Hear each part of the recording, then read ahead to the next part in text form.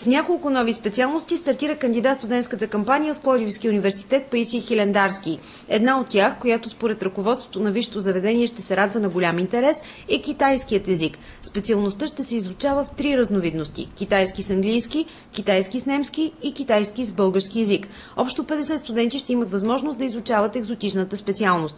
Кандидатстването ще става с оценката от зрелостния изпит по чужди език или с изпит по чужд език или езикова култура. Специалността предвижда и стаж на студентите в 4-ти курс в Китайския университет. Амбицията тук е тези специалности, например и китайски език, да бъдат обвързани по някакъв начин с бизнеса, с икономическите отношения. Затова предвиждаме и в 4-ти курс да имат и някаква практика, която едновременно с ученето на езика да покаже нашите студенти и на компаниите, които имат нужда от китайски език като посредник. Другата нова специалност във вуза е английски с физика. Няма да се приемат повече студенти през новата учебна година. Капацитетът е 3300 първокурсници. По-скоро ще има преструктуриране. В едни специалности ще се приемат повече, в други по-малко.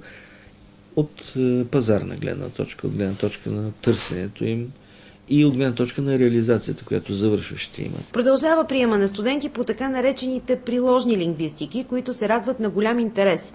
Това са специалностите, които са съчетани от няколко езика – английски, немски и френски в съчетание с испански, турски и новогръцки език. Тази година в Пловдивския университет предстои друго важно събитие – избор на нов ректор. Това ще стане на 28 февруари.